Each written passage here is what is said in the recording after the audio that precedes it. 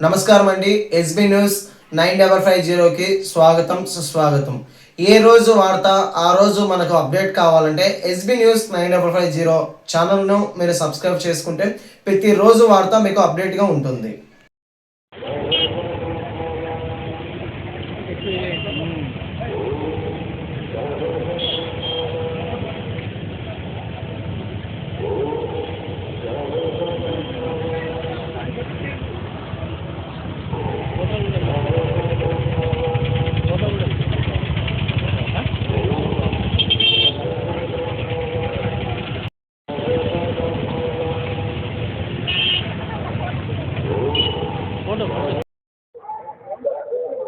ఈరోజు డాక్టర్ బాబు జగజీవన్ రామ్ గారి జయంతి సందర్భంగా ఆయన విగ్రహం దగ్గర అన్ని పార్టీల వాళ్ళు అందరూ దళిత నాయకులు అన్ని సంఘాల నాయకులు ఘనంగా నివాళులు అర్పించడం చాలా సంతోషకరమైన విషయం.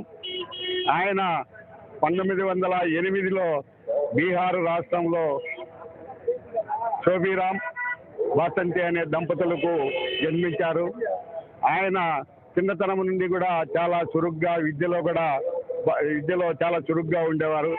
ఆయన హై స్కూల్లో చదివేటప్పుడు 14 ఏళ్ల వయసప్పుడు ఆ స్కూల్లో 2 కుండలు ఉండేటివి. ఒకటి దళిత పాని, రెండోది ముస్లిం పాని అనేసి.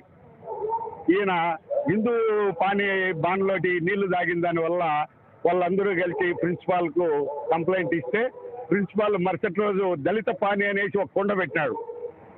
ఆనాడే 14 ఏళ్ల వయసులో ఆ యువచేతను చూసి ఆయన భరించలేక ఆ కుండను పగలగొట్టి నిరసన తెలియజేసినారు.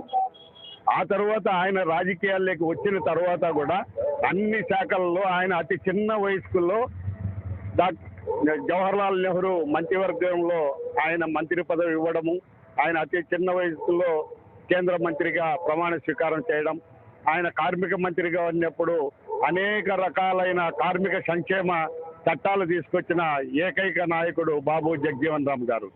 అలాగే వ్యవసాయం మంత్రిగా ఉన్నప్పుడు హరిత విప్లవాన్ని తీసుకొచ్చి ఆహారం నిల్వలు చేయడానికి గోడౌన్లు నిర్మించి ఆహార కొరత లేకుండా తీర్చిన గనుడు బాబు జగజీవన్ రామ్ గారు.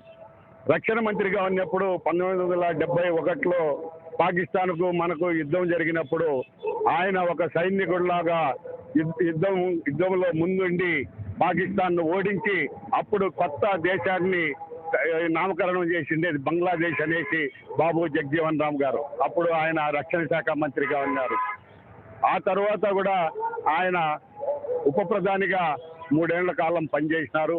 ఉప ప్రధానిగా ఉన్నప్పుడు అప్పుడు ఉన్న జనతా పార్టీ ఆయన్ను నువ్వు ప్రధానమంత్రిగా బల నిరూపణ చేసుకోమని అవకాశం ఇస్తే 24 గంటల్లోగా అప్పుడున్న రాష్ట్రపతి గౌరవనీయులు కీర్తిశేషులు నీలం సంజీవ్ రెడ్డి గారు లోక్సభను రద్దు చేసి ఒక దళితుడు ప్రధానమంత్రి కావడమా అని చెప్పేసి లోక్సభను రద్దు చేసినారు.